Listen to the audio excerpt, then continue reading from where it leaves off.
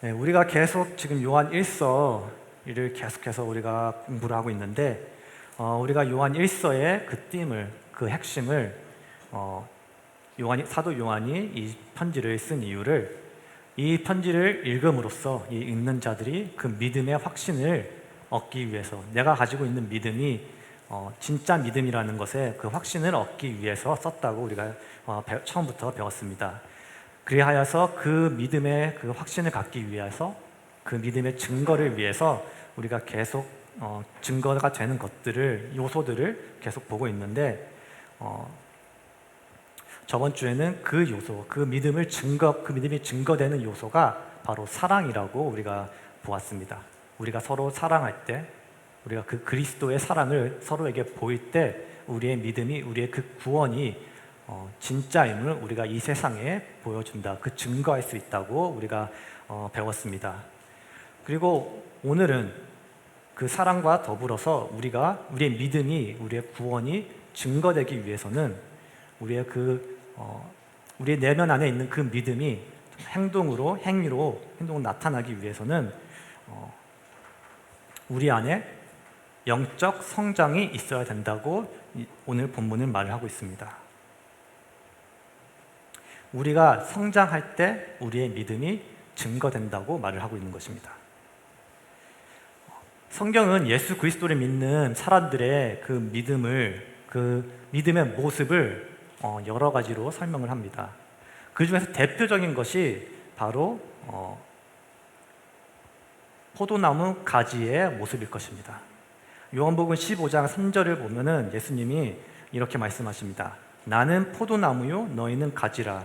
그가 내 안에 내가 그 안에 거하면 사람이 열매를 많이 맺나니 나를 떠나서는 너희가 아무것도 할 수 없음이라. 또 고린도 후서에서는 이 구원받은 자들의 모습을 새로운 피조물, 새 생명이라고 말을 합니다. 고린도후서 5장 10절은 그런즉 누구든지 그리스도 안에 있으면 새로운 피조물이라. 이전 것은 지나갔으니 보라 새 것이 되었도다. 이 성경에서 말하는 구원받은 사람들의 특징, 구원받은 사람들과 구원받지 못한 사람을 그 구분하는 그 특징이 뭐냐면은 바로 그 모든 그 공통점이 바로 그 구원의 그 모습을 이야기하는 모든 것의 공통점은 바로 생명입니다. 생명이 나 안에 있는가? 생명이 있는지 없는지에 따라서 내가 구원을 받았는지, 나에게 진정한 믿음이 있는지 판결이 난다고 말을 하는 것입니다. 그렇다면 생명의 특징은 무엇일까요? 생명의 특징은 바로 성장입니다. 살아있는 것은, 생명이 있는 것은 그 모습이 아무리 조그만 모습이라도 성장을 한다는 것입니다. 그 성장이 비록 매일마다 눈에 띄게 다른 모습은 아닐지라도 우리가 식물을 기르게 되면은 그 식물이 매일매일 볼 때마다 눈에 띌 만큼 성장하고 그런 건 아니지만 그 모습을 오랫동안 지켜본다면은 조금씩이라도 그 성장이 결국에는 성장하는 모습이 드러나게 된다는 것입니다. 그래서 그 성장을 하여서 그 나무가 꽃을 피우고 열매를 맺게 되는 그런 모습을 통해서 우리가 이 나무에게 생명이 있다. 그것을 알게 된다는 것입니다. 그리고 이것은 사람들에게도 마찬가지죠.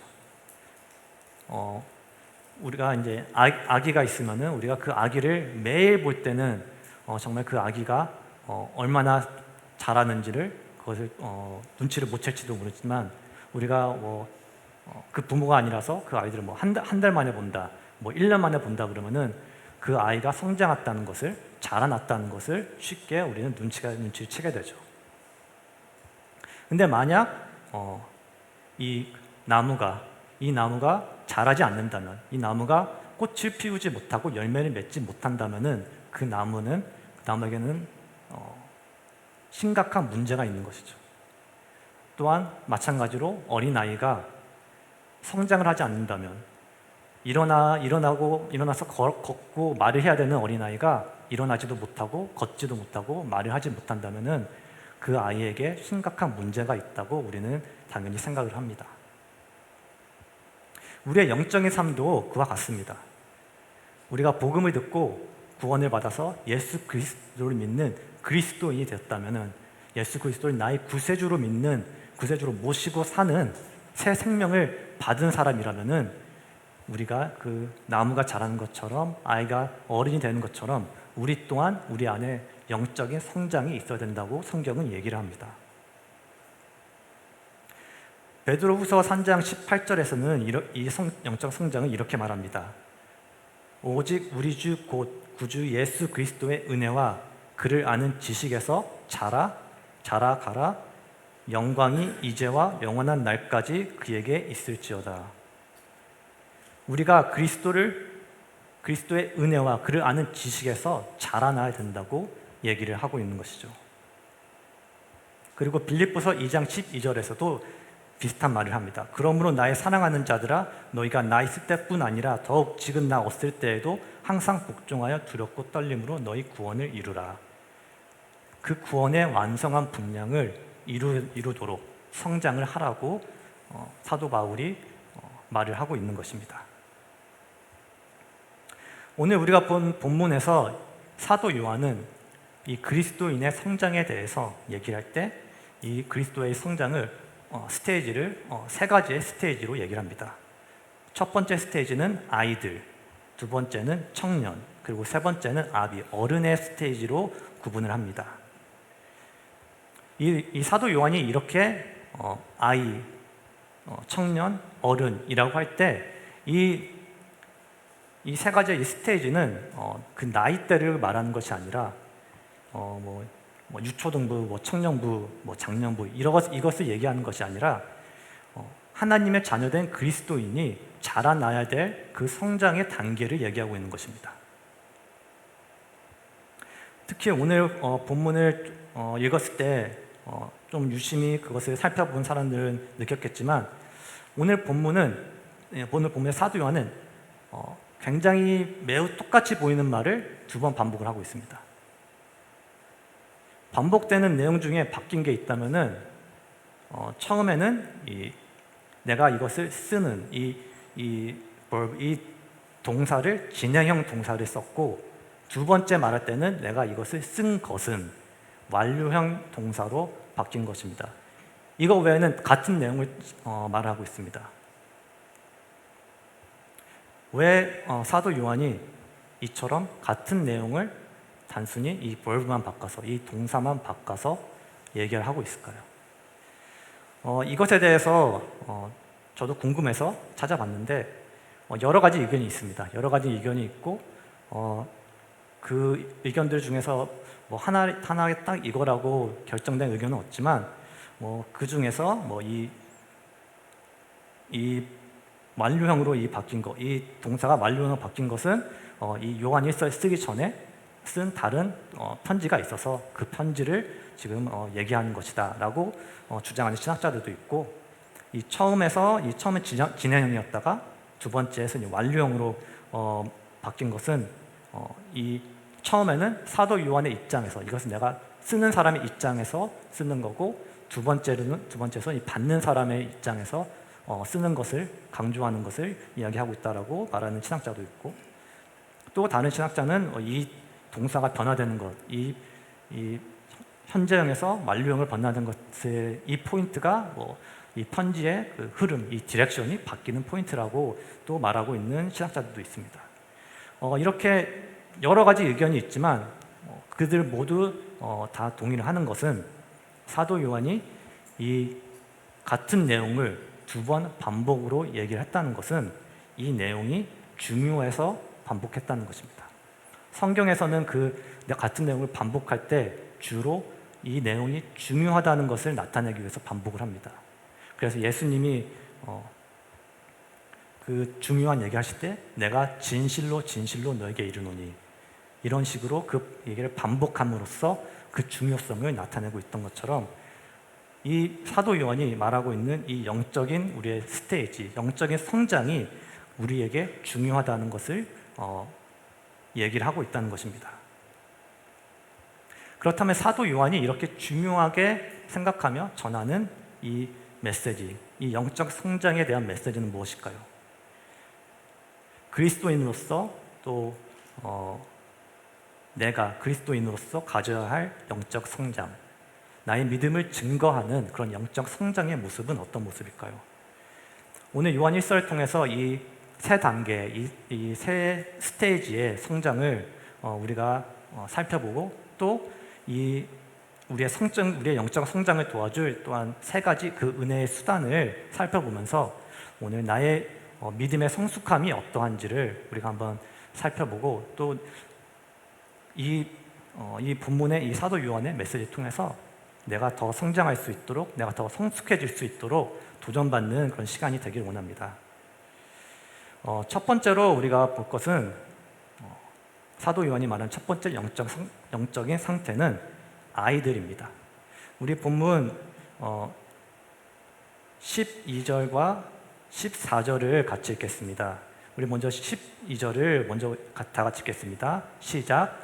자녀들아, 내가 너희에게 쓰는 것은 너희 죄가 그의 이름으로 말미암아 사함을 받았으며. 14절 처음 부분만 읽겠습니다. 아이들아, 내가 너희에게 쓴 것은 너희가 아버지를 알았으며. 네, 사도 요한은 이 영적인 첫 스테이지, 이 아이들을 일컫는 단어를 두 가지 단어를 사용하면서 이 아이들을 부릅니다.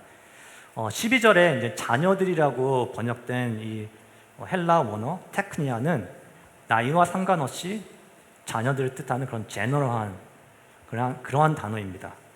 이 단어는 신약에서는 주로 믿음 안에 있는 하나님의 자녀들 모두를 칭하는 단어입니다. 특히 예수님이 제자들을 부를 때나 또는 사도들이 그 영적 제자들을 부를 때, 영적 자녀들을 부를 때 사용하는 단어입니다. 그렇게 사랑을 담아 부르는 단어입니다. 사도 요한이 이제 영적 성장에 대해 말하면서 이 모든 믿는 하나님의 자녀들을 뜻하는 이 테크니아, 이 자녀들이라고 시작하는 것은 지금 사도 요한이 전하는 이 메시지가 모든 하나님의 자녀들에게 적용되는 진리임을 뜻하는 것입니다. 그리고 그 진리가 무엇이냐면 바로 모든 하나님의 진정한 모든 하나님의 자녀는 자신의 죄를 애통하고 회개하며 그 죄를 예수 그리스도의 이름을 씻음을 받았다고 믿는 자들, 그 자들이 바로 진정한 하나님의 자녀들이라는 그 진리입니다. 그래서 하나님의 자녀로서 그 믿음의 삶의 그 시작은 바로 그의 이름을 아는 것, 예수 그리스도의 이름을 아는 것과 그리고 그의 이름을 통해 내가 죄 사함을 받았다는 것을 알았을 때, 내가 그 죄 사함의 그 회개와 죄 사함, 그것으로부터 시작이 된다는 것입니다. 바로 이것이 우리가 하나님의 자녀가 된 증거라는 것입니다. 내가 예수 그리스도를 나의 구세주로 고백하고 나의 죄를 예수 그리스도의 십자가에서 흘린 피로 사함을 받았다고 믿을 때 비로소 그때 우리 안에 하나님이 약속하신 새 생명이 시작이 된다는 것입니다. 갈라디아서 2장 20절에서는 바울이 이 말씀을 합니다. 내가 그리스도와 함께 십자가에 못 박혔나니 그런즉 이제 내가 사는 것이 아니요 오직 내 안에 그리스도께서 사시는 것이라. 이제 내가 육체 가운데 사는 것은 나를 사랑하사 나를 위하여 자기 자신을 버리신 하나님의 아들을 믿는 믿음 안에서 사는 것이라. 내가 그리스도와 함께 못 박혔을 때, 내가 그리스도의 십자가의 그 은혜를 알고 내가 그 십자가의 앞에 내려가 나의 모든 죄를 고백하고 내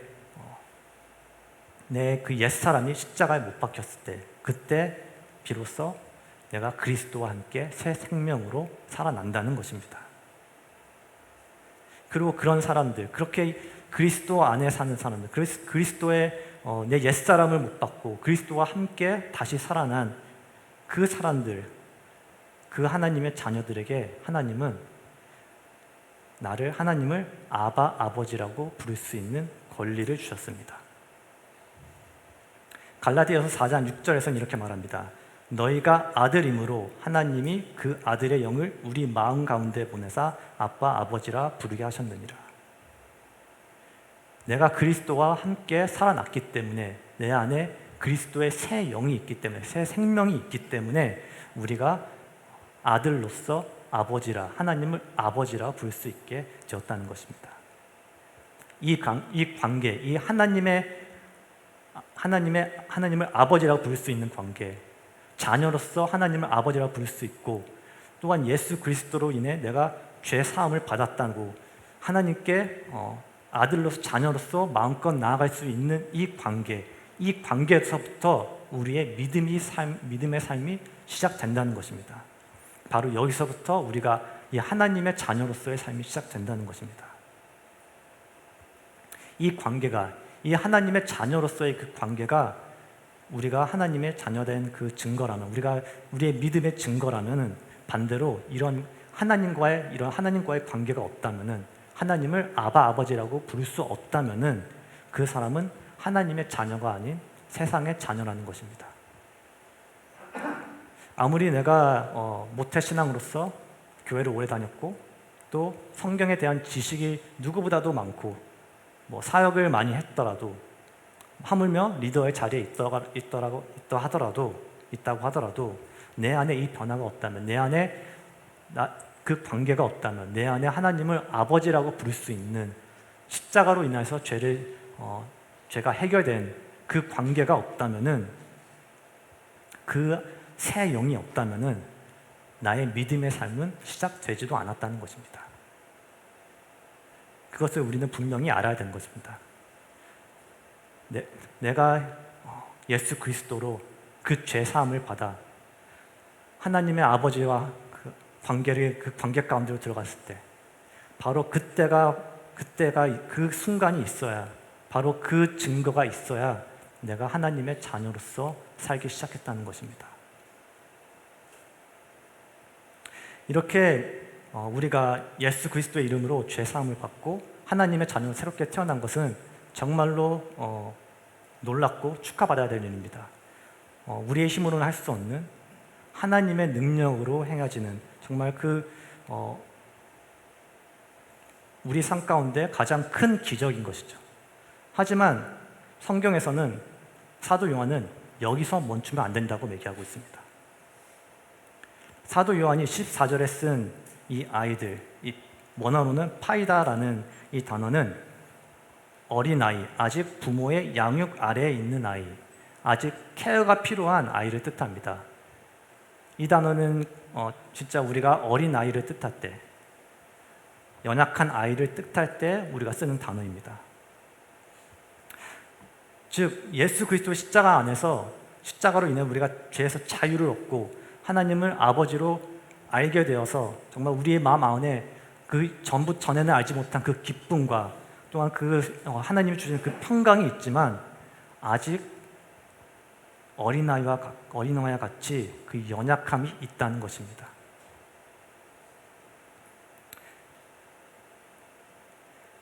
어린아이가 계속 영양을 섭취해야 자라고 어른이 되는 것과 같이,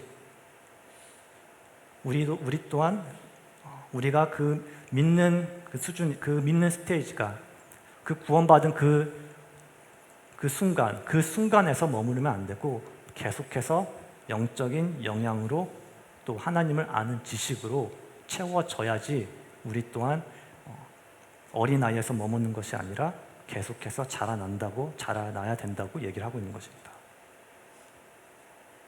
우리가 어린아이에 머무르면 위험한 것이 무엇이냐면은, 어린아이의 특징 중에 하나가 분별력이 없다는 것입니다. 분별력이 없어서 무엇이 자기에게 유익이 되는지, 해가 되는지 분별하지 못한다는 것입니다. 그래서 그냥 지금 당장 내가 하고 싶은 것, 내 입맛에 맞는 것, 나한테 즐거운 것만을 찾는다는 것입니다. 그것이 나한테 어떠한 위험을 주는지 그것을 생각하지 못하고, 그냥 내가 원하니까 그것을 가지려고 하는, 그것이 나한테 해를 주는, 예를 들어 그것이 칼이라고 할지라도, 가위 같은 위험한 물건이라고 할지라도 내가 원하니까 그것을 가지려고 하는, 그것을 가지기 위해서 때를 쓰는, 그렇게 분별력이 없는 상태, 어린아이를 말할 때 우리가 그런 분별력이 없는 것을 우리는 알 수 있습니다. 영적으로 어리다는 것도 이러한 똑같은 위험이 있는 것입니다. 영적으로 분별력이 부족하기 때문에 여러 거짓 사상에 휩쓸리기 쉽다는 것입니다. 이 세상의 흐름과 풍조와 또 거짓 선지자들과 거짓 선생님들과 또한 이단과 그런 여러 가지 우리를 혼란스럽게 하는, 우리를 현혹하는, 우리의 믿음을 빼앗으려고 하는 여러 사탄의 공격과 유혹 가운데서 분별력이 없기 때문에 그 위험 가운데 휩쓸리기 쉽다는 것입니다. 그래서 바울은 에베소 교인들에게 이렇게 경고를 합니다. 에베소서 4장 14절부터 15절입니다. 이는 우리가 이제부터 어린아이가 되지 아니하여 사람의 속임수와 간사한 유혹에 빠져 온갖 교훈의 풍조에 밀려 요동하지 않게 하려 함이라. 오직 사랑 안에서 참된 것을 하여 범사에 그에게까지 자랄지라. 그는 머리니 곧 그리스도라. 우리가 사람의 속임수와 간사한 유혹과 온갖 교훈의 풍조에 밀려 요동하지 않으려면 우리는 어린아이를 벗어나야 합니다. 우리는 계속해서 자라나야 합니다. 계속해서 하나님의 진리를 구하고 분별할 수 있도록 계속 자라나야 됩니다. 그래서 그 자라나는 다음의 스테이지가 바로 청년의 스테이지입니다. 요한일서 2장 13절의 중간 부분에 중간 부분 한번 읽겠습니다. 청년들아부터 시작되는 부분입니다. 시작. 청년들아, 내가 너희에게 쓰는 것은 너희가 악한 자를 이겼음이라. 그 다음 14절에 마지막에 청년들아부터 또 읽겠습니다. 청년들아, 내가 너희에게 쓴 것은 너희가 강하고 하나님의 말씀이 너희 안에 거하시며 너희가 흉악한 자를 이겼음이라. 영적으로 어린 아이와 같은 상태가 하나님과의 그 처음 시작된 관계, 하나님을 처음 알기 시작한 그 상태를 얘기한다면은, 영적으로 청년인 상태는 믿음의 삶을 살기 위하여 힘쓰는, 믿음을 지키기 위하여 세상과 싸우는 상태를 얘기합니다. 그리고 사도 요한은 이 영적 청년인 그리스도인들을 강하다고 말합니다. 왜 강하냐고? 그 이유를 하나님의 말씀이 너희 안에 거하기 때문이라고 말합니다. 즉 사도 요한이 보는 영적 청년들의 특징은 하나님의 말씀을 향한, 그 말씀 안에 있는 진리를 향한 마음이 있다는 것입니다. 아이와 같이 그런 분별력 없이 그냥 자기 입맛에 좋은 것, 자기 보기에 좋은 것만 탐하는, 그것을 추구하는 것이 아니라 무엇이 진리이고 무엇이 옳은 것이, 무엇이 진정한 하나님의 말씀인지를 생각하고 연구하고 그것을 구하기 시작했다는 것입니다. 사도행전에서는 이런 모습을 가지고 있던 한 교인들을 소개합니다. 사도행전 17장 11절을 보면 베레아에 있는 사람들은 데살로니가에 있는 사람들보다 더 너그러워서 간절한 마음으로 말씀을 받고 이것이 그러한가 하여 날마다 성경을 상고함으로. 베레아에 있는 이 교인들이 갖고 있던 태도가 무엇이었습니까? 바로 말씀을 탐구하고 이 말씀이 그러한가, 이 말씀이 진리인가, 그것을 분별하기 위해서 성경 앞으로, 말씀 앞으로 나아가는 모습이었습니다. 말씀을 향한 열정, 이 진리를 가지기 위한 열정, 바로 이 열정이 있는 것이, 이 바로 말씀 안에 온전히 서기 위하여서 노력하는 이 모습이야말로 영적 청년이 가진 태도라고 말을 하고 있는 것입니다. 우리가 하나님의 말씀을 향해서 가장 열정적인 마음을 가졌던 사람을 한 명 꽂으라고 하면은 아마 저는 주저없이 다윗이라고 대답을 할 것입니다. 다윗이 쓴 시편 1편 2절에 보면은 다윗은 이런 고백을 합니다. 오직 여호와의 율법을 즐거워하여 그의 율법을 주야로 묵상하는도다. 다윗의 삶은 하나님을 향한, 그 하나님의 말씀을 향한 열정과 그 말씀을 향한 그 즐거움이 가득했습니다. 그의 말씀이 너무나도 즐거워했기에 주야로, 밤낮으로 그 말씀을 묵상하고 그 말씀을 생각하고 그 말씀을 연구하고 그 말씀을 내 안에 두기 위해서 노력을 했던 삶이었습니다. 그렇기에 다윗은 하나님의 뜻에 강하게 사용된 인물 중에 한 명입니다.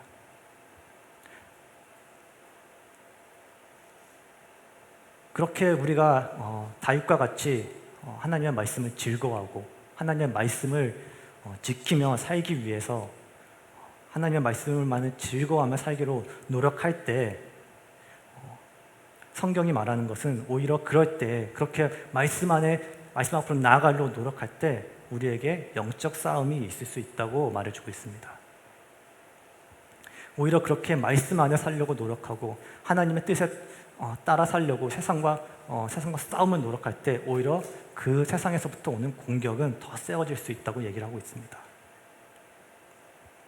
베드로전서 5장 8절에서는 이렇게 말하고 있습니다. 근신하라 깨어라 너희 대적 마귀가 우는 사자같이 두루 살피며 두루 다니며 삼킬 자를 찾나니.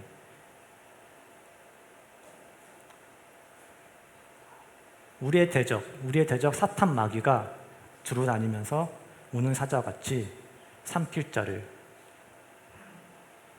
무너뜨릴 자를 찾고 있다는 것입니다. 오히려 우리가 말씀 앞에 살려고 노력할 때 오히려 사탄은 우리를 향해 더욱더 공격하고 우리를 삼키기 위해서 더 노력한다는 얘기합니다. 하지만 사도 요한이 오늘 본문을 통해서 영적 청년들에게 말하는 놀라운 사실은 베드로전서와 같이 우리의 대적 마귀가 사탄이 우는 사자처럼 우리를 삼키기 위하여서 두루 다니고 있지만, 우리를 삼키기 위해서 우리를 찾고 있지만, 우리를 공격하고 있지만, 이 영적 청년들, 이 말씀 앞에 말씀 안에 거하기 위하여서 다윗과 같이 즐거워하며 그 말씀 안에 거하기 위해 노력하는 청년들은 이미 악한 자를 이겼다고 말하고 있습니다. 여기서 악한 자는, 여기서 말하는 흉악한 자는 바로 우리의 대적 마귀 사탄을 얘기합니다. 이미 이겼다는 것은 과거형입니다. 이미 우리가 이것을 우리의 힘으로 싸워서 이기라고 명령하는 것이 아니라 우리에게 이미 그 승리가 주어졌다고 말씀하고 있는 것입니다. 그 승리는 우리의 힘이나 우리의 능력 때문이 아니라 하나님이 이미 승리하셨기 때문에 그 승리를 우리가 누릴 수 있다고 얘기하고 있는 것입니다.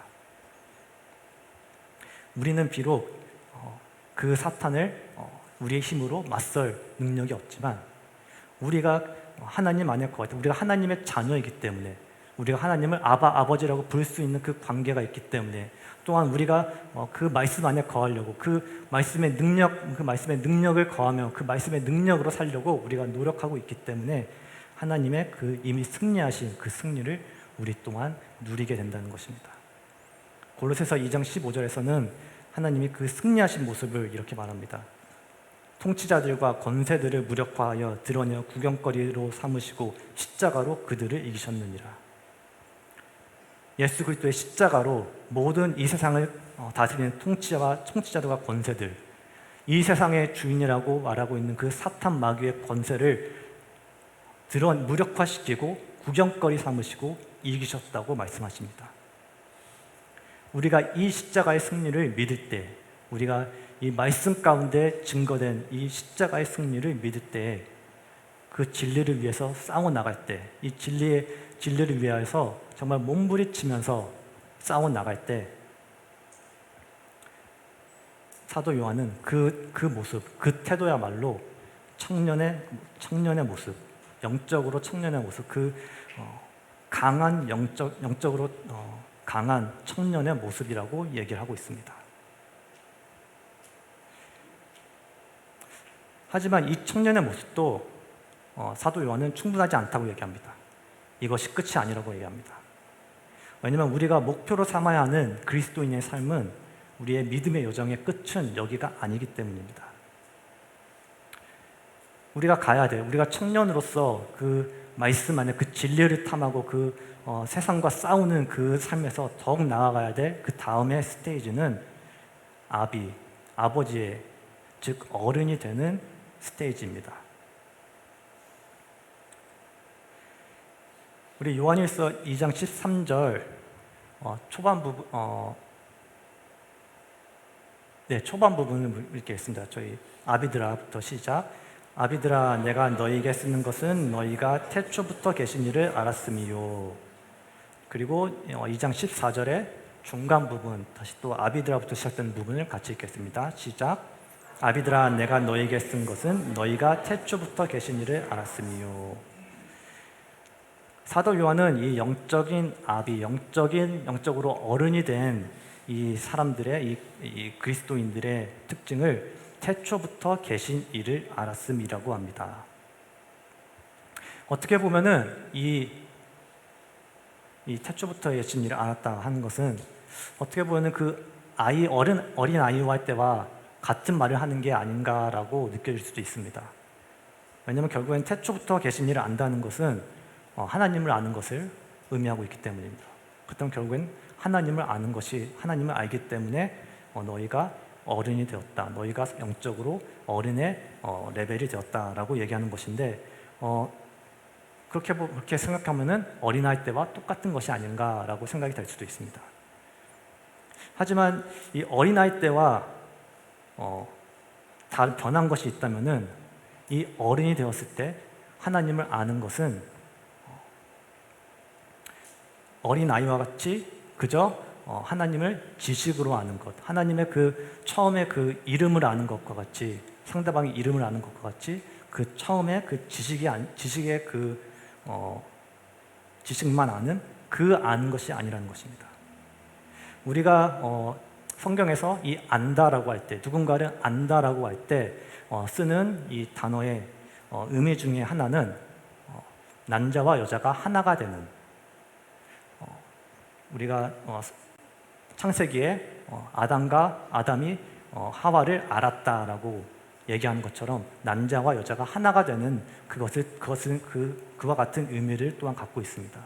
그것처럼 누군가를 안다는 것은 표면적으로 그냥 그 사람의 이름을 알고 그 사람이 누군지 어떤 모습을 하고 있는지 그런 표면적인 것을 아는 것도 있지만, 남자가 여자와 하나가 되는 것처럼, 부부가 하나가 되는 것처럼 서로에 대해서 깊게 알게 되는, 깊게 아는 그 상태 또한 얘기를 하고 있다는 것입니다. 사도 요한이 말하는 이 어른이 되었다는 것, 영적으로 어른이 되었을 때 하나님을 알게 되었, 태초부터 계신 이를 알았다는 것이 바로 그런 그런 지식, 그렇게 하나님을 아는 것입니다. 그저 아버지가 누구신지 그런 기초적인 그 지식에 어린아이가 머물러 있었다면은, 영적으로 그 어린이 된 사람들은 청년 때 그 말씀을 알기 위해서 탐구했고, 그 진리를 알기 위해서 힘썼던 그 결과로, 그렇게 진리를 위해서 그 하나님의 말씀에 순종하며 살기 위해서 그 싸웠던 그 태도의 그 결과로서, 나의 삶으로서 하나님을 깊게, 나의 삶에 대해 증거된 하나님의 그 모습, 그 체험으로서 하나님을 이제 깊게 알게 되었다는 것입니다. 그 결과로 하나님의 성품, 하나님의 그 모든 성품에 대해서, 하나님이 진짜 누구신지, 우리에 향한 하나님의 그 뜻이 무엇인지를 진정한 뜻을 알게 되었다는 것입니다. 그리하여서 예수님이 말한 것처럼 내가 너 안에 거하고 너희가 내 안에 거할 때 너희가 많은 열매를 맺는다고 말씀하신 것과 같이, 그 안에 거하여서 많은 열매를 맺게 되는, 그 하나님을 진정 하나님과의 그 깊은 관계로 들어갔을 때 누리게 되는 그 모든 그 베네핏을, 그 모든 그 축복을, 그 은혜를 누리는 그 상태를 얘기하고 있는 것입니다. 그렇게 많은 열매가 맺혀지는 삶, 그것이 바로 영적으로 성숙해진 어른이 된 그런 그리스도인의 모습이라는 것입니다. 우리가 이런 삶을 통해서, 경험을 통해서 하나님을 깊게 알게 된 성경의 인물 중 하나를 소개하자면은, 성경에서 그 욥의 삶을 보면은 우리가 그런 깊어지는 삶을 알 수가 있습니다. 욥은 욥기 시작할 때 욥은 그 시작부터 하나님을 알고 있었고, 하나님을 예배하는 자였고, 하나님을 위해 헌신된 자였습니다. 하지만 우리가 욥기를 보면 알 수 있듯이 사탄이 그를 시험할 때 그 시험을 통해서 욥이 그의 재산을 다 잃고 그의 자녀들을 다 잃고 또한 그의 건강까지 잃게 되는 그런 시험을 겪게 됩니다. 그 가운데서도 욥은 그의 믿음을 굳건히 지켰습니다. 그 모든 그 어려움과 그 시험 끝에 욥이 얻게 된 것은 바로 하나님을 더 깊게 알게 된 그 믿음의 성숙함이었습니다. 욥기 42장 5절을 보면은 욥이 이런 고백을 합니다. 내가 주께 대하여 귀로 듣기만 하였사오나 이제는 눈으로 주를 배웠나이다. 욥이 그 전에도 하나님에 대해서 알고 있었고 하나님에 대해 하나님을 찬양하고 하나님을 예배드리고 하나님 앞에 경건하게 살려고 노력했지만 그때까지는 주께 대하여 하나님에 대하여 귀로만 들었다. 바로 귀로만 들었던 지식이었다는 것을 고백하는 것입니다. 내가 하나님이 누구신지를 진짜로 체험하지 못했다. 하지만 이 시험 끝에 이 사탄의 시험 끝에 정말로 그 시험 안에서 믿음을 지키기 위해서 그 농부지쳤던 그 경험을 통해서 욥이 이제는 내가 눈으로 주님을 뵙니다. 이제는 내가 주님 앞에 주님이 누구신지를 그 성품을 그 하나님의 그 모든 그 놀라우신 그 모습을 내가 이제 눈으로 봅니다. 내가 그 눈으로 보는 그 성숙한 믿음을 가지게 되었다라고 고백을 하고 있는 것입니다.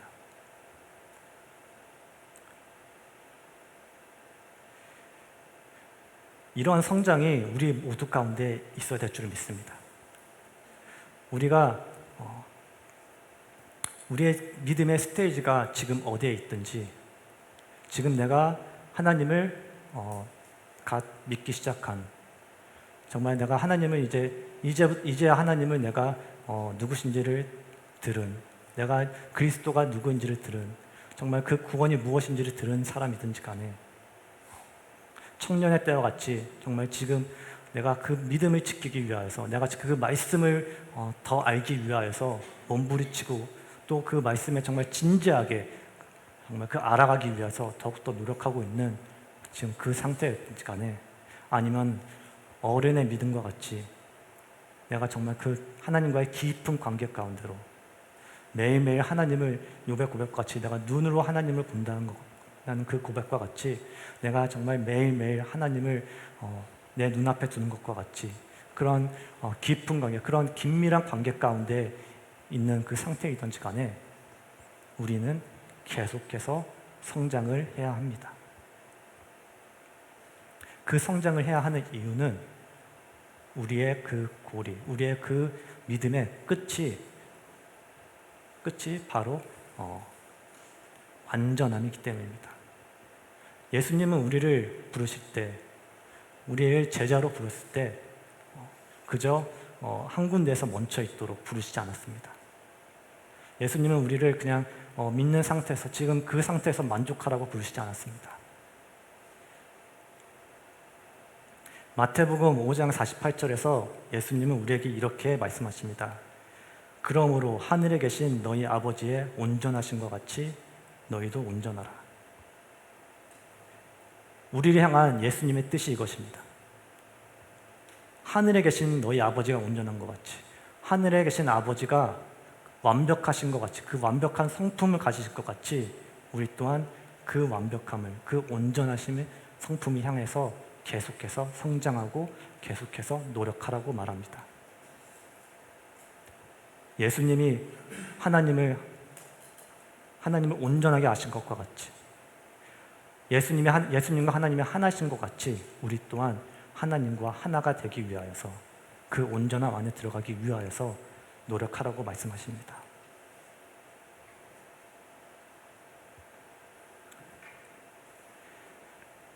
바울은 우리의 그리스도인의 삶을 이야기할 때 경주를 하는 선수의 모습으로 많이 비유를 합니다. 빌립보서 3장 13절부터 14절에서는 우리의 삶을 이렇게 얘기합니다. 우리 다 같이 한번 읽겠습니다. 시작. 형제들아, 나는 아직 내가 잡은 줄로 여기지 아니하고 오직 한 일, 즉 뒤에 있는 것은 잊어버리고 앞에 있는 것을 잡으려고 표대를 향하여 그리스도 예수 안에서 하나님 위에서 부르신 부름의 상을 위하여 달려가노라. 바울의 삶은, 바울의 그 삶의 그 골은, 바울의 삶의 목적은 당연히 그 전도하는 것도 있겠지만 그가 진정으로 바라보며 나아갔던 것은 여기 나온 것처럼 표대를 향해서 그리스도 안에 있는 그 상을 위하여, 예수님 말씀하신 것처럼 그 아버지의 온전하신 것이 너희도 온전하는 그 말씀과 같이 그 온전한 믿음을 얻기 위하여 그 표대를 위하여 달려갔던 것입니다. 그것을 위하여서 뒤에 있는 것을 잊어버리고 계속해서 앞만 보고 달려가는, 달리는 그 선수와처럼 계속해서 앞만 보고 달려갔던 것입니다. 그리고 바울은 오늘 그 말씀을 통해서 우리에게도 그 경주를 하라고 말하고 있습니다. 우리 또한 우리 뒤에 있는 것은 우리가 지금 어떠한 상태에 있던 간에, 내가 어떠한 그 전에 어떠한 실패를 했던, 어떠한 그 잘한 일을 했던, 어떠한 업적이 있던, 어떠한 하나님과의 그 한때 친밀했던 그 관계가 있던지 간에 그 뒤에 있던 것은 잊어버리고 앞에 있는 것을 잡으려고, 하나님과 더 가까워지는, 하나님의 뜻 가운데 더 하나님의 뜻을 더 합당하게, 하나님의 뜻에 더 합당히 살아가는 그 삶을 살아가기 위해서, 그것을 잡기 위해서, 하나님의 말씀 안에 더 알기 위해서 그 표대를 향해서 달려가라고 얘기를 하고 있는 것입니다. 그것이 그런 삶이, 그렇게 표대를 향해서 끊임없이 달려가는 삶이 바로 믿음이 있는, 진정한 믿음을 가진 그리스도인의 삶인 것입니다. 자신의 있는 상태에서 만족하고 머무르는 것이 아니라 계속해서 더 예수님을 알기 위해 노력하고, 하나님을 알기 위해 노력하고, 그 말씀의 그 진리가 무엇인지를 알기 위해 더 그 말씀을 묵상하고, 그 말씀에 더 즐거워하고, 더 그 하나님의 뜻이 무엇인지를 알기 위해서 또 몸부림치고, 그 거룩한 삶을 살기 위해서, 정말 그 죄와 싸우기 위해서 노력하고 몸부림치는 그 삶, 그렇게 계속해서 영적으로 성장하는 그 삶이라말로 진정한 믿음을 가진, 진정한 구원받은 자들의 삶의 증거라고 이야기하고 있는 것입니다. 그렇다면 우리가 이렇게 성장하려면, 우리가 계속 성장하려면 어떻게 해야 될까요? 빠르게 세 가지의 그 은혜의 도구를, 은혜의 방법을 소개하고 말씀을 마무리하기 원합니다. 첫 번째로는 우리가 계속해서 성장하려면 우리는 말씀 앞으로 나아가야 됩니다. 디모데후서 3장 16절부터 10절을 한번 다 같이 읽겠습니다. 시작. 모든 성경은 하나님의 감동으로 된 것으로 교훈과 책망과 바르게 함과 의로 교육하기에 유익하니 이는 하나님의 사람으로 온전하게 하며 모든 선한 일을 행할 능력을 갖추게 하려 함이라. 어떻게 말하고 있습니까? 성경은 하나님의 감동으로 된 것으로 우리에게 교훈을 주고, 우리에게 책망을 주고, 우리를 바르게 살 수 있도록, 우리를 의 가운데, 우리를 그 올바르게 행할 수 있게 교육하게 할 수 있다는 것입니다. 또한 이 성경은 우리가 하나님의 사람으로서 온전하게 모든 선한 일을 행할 수 있도록 그 능력을 준다는 것입니다. 우리가 말씀 앞으로 나아갈 때, 말씀을 사모할 때, 말씀을 즐거워할 때, 다윗과 같이 밤낮으로 말씀을 묵상하고 그 말씀 안에 거할 때 우리 안에 믿음의 정말 어른처럼, 믿음의 바울과 같이 그 표대를 향해서, 그 성숙함의 그 끝을 향해서, 그 예수 그리스도의 그 온전함처럼 자라나는, 그 나아가는 그 모습을, 이 말씀을 볼 때 우리가 하나님이 그 말씀을 통해서 우리 안에 역사를 해주신다는 것입니다. 말씀 안에 그 능력을 그 능력이 있다는 것입니다. 그렇기 때문에 우리가 말씀 앞으로 나아가야 된다는 것입니다. 청년부에서는 이제 말씀을 배울 수 있는, 또 우리가 가르치는 몇 가지 또 클래스가 있죠. 지금 성경 파노라마를 하고 있고, 또한 기초반을 하고 있습니다. 또한 기초반이 끝난 후에는 우리가 또 양육반과 예비 리더반 또한 할 것입니다. 이런 말씀을 배울 수 있는 그 기회를 놓치지 말기를 원합니다. 말씀이 선포되는 자리에 말씀을 배울 수 있는 기회에 정말 그 말씀을 사모함으로써 그 자리에 모두 참여함으로써 계속해서 성장할 수 있는, 그 말씀이 내 안에서 역사함으로써 나를 온전하게 하는 그 선한 일을 행할 수 있게 그 능력을 주는 것을, 나를 그 교훈과 책망과 바르게 함으로 그 나를 교육시키고 나를 인도하는 그 능력을, 역사하심을 경험할 수 있기를 원합니다. 또 두 번째로 우리가 성장할 수 있는 그 길은 바로 기도입니다. 우리 히브리서 4장 15절부터 16절을 다 함께 한번 읽길 원합니다. 시작. 우리에게 있는 대제사장은 우리의 연약함을 동정하지 못하실 이가 아니요 모든 일에 우리와 똑같이 시험을 받으신 이로되 죄는 없으시리니라. 그러므로 우리는 긍휼하심을 받고 때를 따라 돕는 은혜를 얻기 위하여 은혜의 보좌 앞에 담대히 나아갈 것이니라. 우리가 기도를 한다는 것은 우리를 동정하시는, 이 말씀과 같이 우리의 연약함을 동정하시는 예수 그리스도 앞으로 나아가는 것입니다. 그 은혜의 보좌, 그 돕는 은혜의 보좌 앞으로 나아간다는 것입니다. 우리가 이 그리스도인으로서 그 살기 위하여서 몸부림치다 넘어질 때, 우리가 말씀 따라 살기 위하여서 노력했지만 그 넘어질 때마다 우리가 우리의 연약함을 동정하시는, 우리의 모든 연약함을 아시는 예수 그리스도 앞에 나아가 기도로 간구하며 그 힘을 달라고, 오늘도 믿음으로 살아갈 수 있는 힘을 달라고, 오늘도 말씀 안에 나아갈 수 있는 힘을 달라고, 오늘도 말씀을 지키며 살아갈 수 있는 힘을 달라고 구할 때, 예수님은 우리의 대제사장이 되시며 우리의 연약함을 동정하지 못하신 이가 아니기 때문에, 우리가 똑같이 시험을 받으셨기 때문에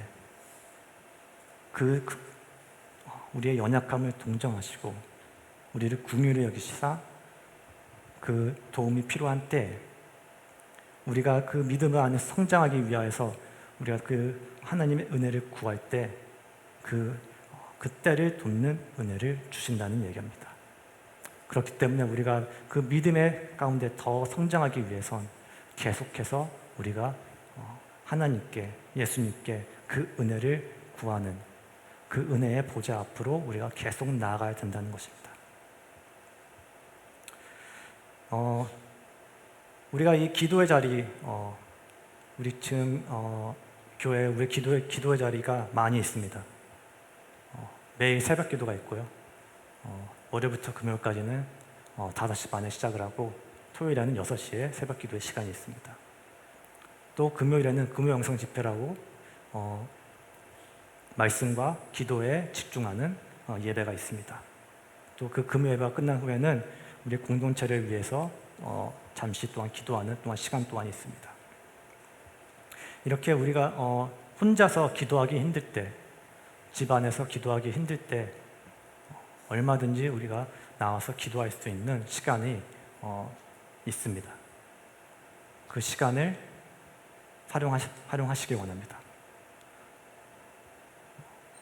내가 집에서 기도가 힘들다고 그냥 기도를 멈추지 마시고, 내가 기도를 할 수 있는 장소로, 그 자리가 골방이라면 골방으로 가시고, 그 자리가 교회라면 교회로 나오시고, 그 자리가 공원에 가서 걸으면서 한 때가 더 기도가 잘 된다면 공원을 걸으시면서 기도를 하시고, 어디든지 그 기도를 하는 자리를 찾아 나아가시길 바랍니다.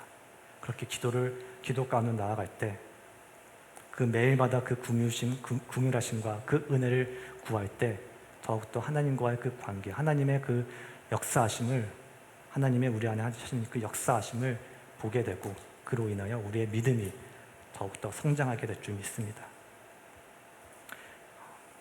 마지막으로 우리가 그 은혜의 도구로 우리가 사용해야 될 것은 바로 예배입니다. 우리 로마서 12장 1절부터 2절을 다 같이 함께 읽겠습니다. 시작. 그러므로 형제들아, 내가 하나님의 모든 자비하심으로 너희를 권하노니 너희 몸을 하나님이 기뻐하시는 거룩한 산 제물로 드리라. 이는 너희가 드릴 영적 예배니라. 너희는 이 세대를 본받지 말고 오직 마음을 새롭게 함으로 변화를 받아 하나님의 선하시고 기뻐하시고 온전하신 뜻이 무엇인지 분별하도록 하라. 우리가 예배를 드린다는 것은, 우리가 하나님 앞에 나와 예배를 드린다는 것은 그저 이 예배당에 나와서 이 예배 시간을 지키는 것, 그것이 예배가 진정한 예배가 아닙니다. 사도 바울이 말하는 진정한 예배는 여기 로마서에 나온 것처럼 너희 몸을 하나님이 기뻐하시는 거룩한 산 제물로 드리는 것. 거룩한 산 제물이라는 것은 나의 모든 것이 하나님께 드려지는 것. 바로 이것이 하나님께 드리는 진정한 예배라고 말씀하고 있습니다. 이런 예배를 드리려면, 우리가 이렇게 거룩한 산 제물로 드려지는 예배를 드리려면 우리가 해야 되는 것은 이 세대를 본받지 말고 새롭게 변함을 받아야 된다는 것입니다. 우리가 이렇게 새롭게 변화를 받았을 때 우리는 또한 하나님의 선하시고 기뻐하시고 온전한 뜻이 무엇인지 분별하게 된다는 것입니다. 우리가 하나님께 진정한 예배를 드리기 위해 노력한다면, 우리가 정말 하나님의 기뻐하시는 예배를 드리기 위해서 드리는 것이 무엇인지 그 진정한 의미를 알게 되고, 그 진정한 예배를 드리기 위해서 매주 우리가 노력한다면 우리의 삶 가운데 그 변화가 반드시 있다는 것입니다. 왜냐하면 하나님이 기뻐하시는 그 산제물로 우리를 드리기 위해서는 우리의 그 일주일의 삶을 그저 세상과 똑같이 살 수가 없기 때문입니다. 하나님이 기뻐하시는 제물, 하나님이 받으시는 제물은 흠이 없는 제물이기 때문입니다. 하나님이 원하시는 것은 우리의 흠이 없는 마음, 우리의 흠이 없는 예배인 것입니다. 한 주 그냥 세상 사람과 똑같이 살다가 그저 일요일에, 주일에만 와서 그냥 1시간 반 그저 하나님 앞에 앉아 있다가 가는 것, 그것이 진정한 예배가 아니라는 것입니다. 하나님이 원하시는 예배는 우리가 이 세대와 같지 않게, 이 세대와 다르게 새롭게 변화를 받아 한 주 동안 계속 하나님의 말씀을 묵상하고 하나님의 원하시는 뜻이 무엇인지, 그 하나님이 원하시는 그 흠없는 삶을 살기 위해 노력한 우리의 그 삶을 하나님께 바치는 것, 예배로 하나님께 드리는 것, 바로 이 예배를 하나님께서 원하신다는 것입니다. 그렇기 때문에 우리가 예배 가운데 온전한 예배를 드리기 위해 노력할 때, 그렇게 하나님께 온전히 드려지기 위해 합당한 그 삶을 살기 위해 노력할 때 우리는 하나님의 그 은혜로, 하나님의 궁휼하심으로 우리의 삶도 또한 하나님께서 받으시기 합당한 그 삶으로 변화되는 줄을 믿습니다. 그것을 통해서 우리는 계속해서 하나님이 원하시는 그 영적인 성장을 길을 걷게 되는 것입니다.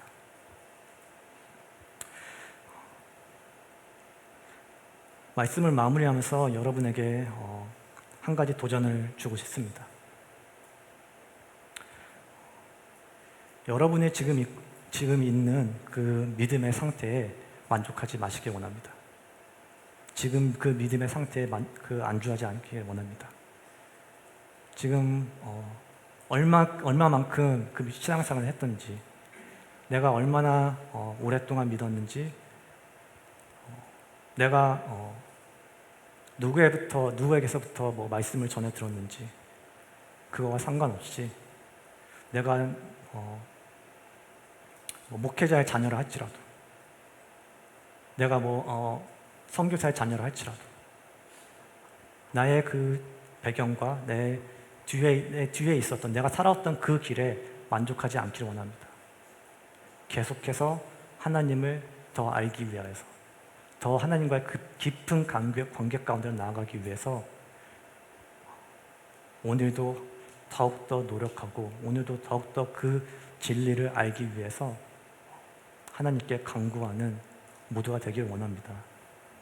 저 또한 이 말씀을 보면, 말씀에 비춰보면 부족한 부분이 많습니다.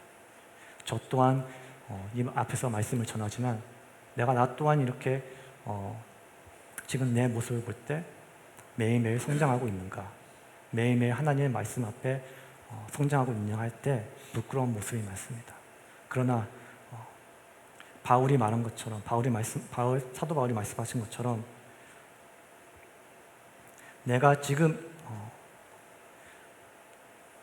아직 잡은 줄로 여기지 아니하고, 내가 아직 그 믿음의 분량에 이르지 아니하다고 여기고, 내 뒤에 있었던 일, 내가 실패했었던 일, 혹은 내가 성공했었던 일, 그 모든 것은 다 잊어버리고 그저 앞에 있는 것을 잡으려고 그 표대를 향하여 달려가는 그 부르심을 받은 모든 예언 공동체의 청년들이 되길 소망합니다.